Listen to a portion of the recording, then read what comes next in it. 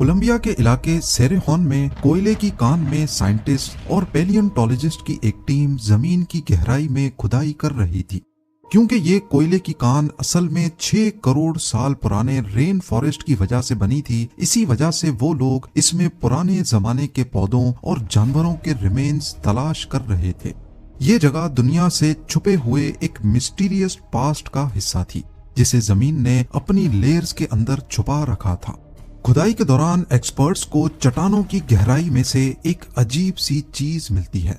जब उस पर से मिट्टी हटाई गई तो ये कुछ और नहीं बल्कि एक हड्डी थी। किसी ने कहा ये क्रोकोडाइल की हड्डी है, कोई इसे कछुए की हड्डी कहने लगा तो कोई इसे पुराने दरख्त का तना मान रहा था। पर इसी हड्डी ने बाद में साइंस को एक ऐसी दुनिया की सैर कराई जहां अब तक का सबसे बड़ा सांप रहता था, टाइटनोबोआ।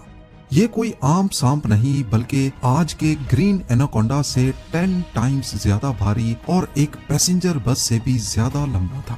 ये इतना भारी सांप था कि अगर ये जमीन पर रेंगना शुरू करे तो अपने ही वजन से मर जाए। तो आखिर फिर ये रेंगता कहां पर था?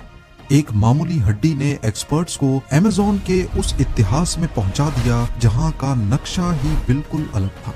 टाइटनोबोआ की इस जिसामत की असली वजह क्या थी, ये शिकार कैसे करता था और आखिर ऐसा क्या हुआ कि अमेज़न के जंगलात में इसकी बादशाहत का खात्मा हो गया।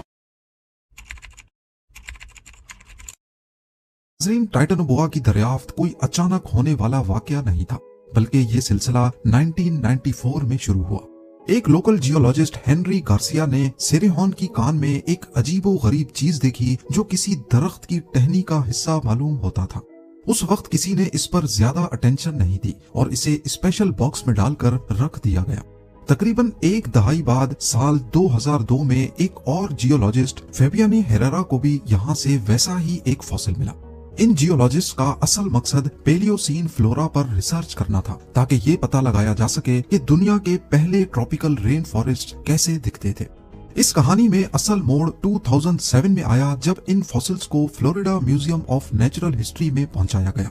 वहां मालूम पड़ा कि ना ये दरख्त की टहनी है, ना इसका स्ट्रक्चर मगरमच्छ की रीढ़ की हड्डी से मैच करता है। पर जब उन्होंने इसकी बनावट को आज के एनाकोंडा और पाइथन की हड्डियों से कंपेयर किया तो हैरत की इंतहा ना थी। ये हड्डी एनाकोंडा की हड्डी से 3 गुना ज्यादा बड़ी और मोटी थी।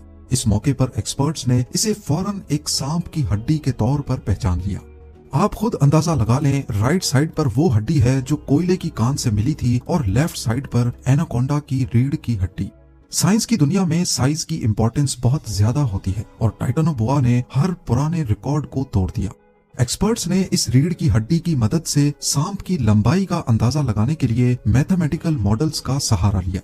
उन्होंने देखा कि सांपों में रीढ़ की हड्डी का साइज उनकी टोटल लंबाई के साथ बराबर का ताल्लुक रखता है। यानी सांप की रीढ़ की हड्डी का साइज बता सकता है कि सांप की टोटल लंबाई कितनी होगी। इन कैलकुलेशंस के जरिए मिलने वाली रीढ़ की हड्डी से सांप का जो साइज निकला वो 42 से 50 फीट था, यानी आज के एनाकोंडा से तकरीबन 2 टाइम्स ज्यादा।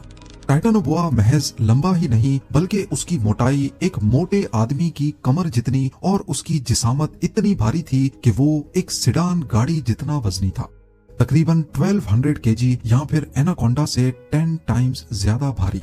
1.2 टन का वजन आज के किसी भी जमीनी सांप के लिए नामुमकिन वजन है।